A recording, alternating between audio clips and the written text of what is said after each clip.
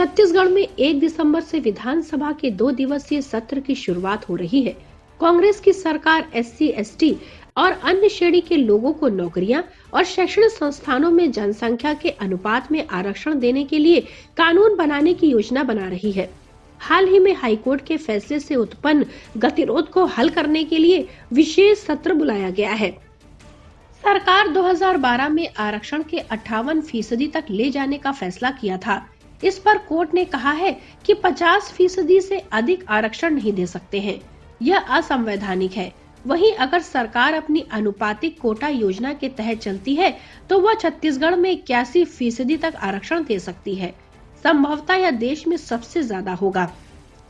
इसी प्रकार सामान्य वर्ग के लिए EW कोटा के तहत 10% आरक्षण का प्रावधान होगा। इस विधेयक के विधानसभा में पारित होने के बाद राज्य में रह रहे सामान्य वर्ग के अभ्यर्थियों के लिए केवल 19% सीटें ही शेष बचेंगी। बता दें, हाल ही में सुप्रीम कोर्ट ने सामान्य वर्ग के गरीबों के लिए EWS कोटे को वैध करार दिया था।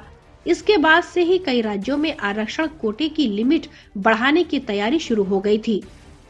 छत्तीसगढ़ की सरकार ने इस दिशा में सबसे पहले प्रस्ताव तैयार किया है। इस प्रस्ताव में साफ तौर पर कहा गया है कि आरक्षण राज्य में रह रहे लोगों की आबादी के हिसाब से होगा। अनुसूचित जाति और जनजाति के लोगों के अलावा समाज के अन्य वर्गों को भी उनकी आबादी के अनुपात में आरक्षण का लाभ दिया जाएगा। इसी प्रकार सामान्य वर्ग के लिए EW कोटा के तहत 10% आरक्षण का प्रावधान होगा।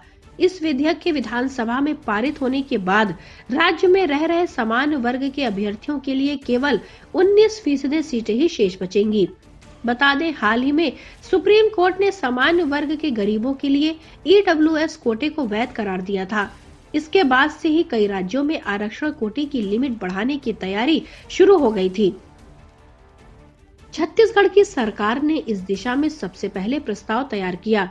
इस प्रस्ताव में साफ तौर पर कहा गया है कि आरक्षण राज्य में रह रहे लोगों की आबादी के हिसाब से होगा। आधिकारिक सूत्रों की माने तो छत्तीसगढ़ में आदिवासियों को 32% आरक्षण होगा। वहीं अनुसूचित जाति का आरक्षण कोटा 12% और OBC को 27% तक निर्धारित किया जा रहा है।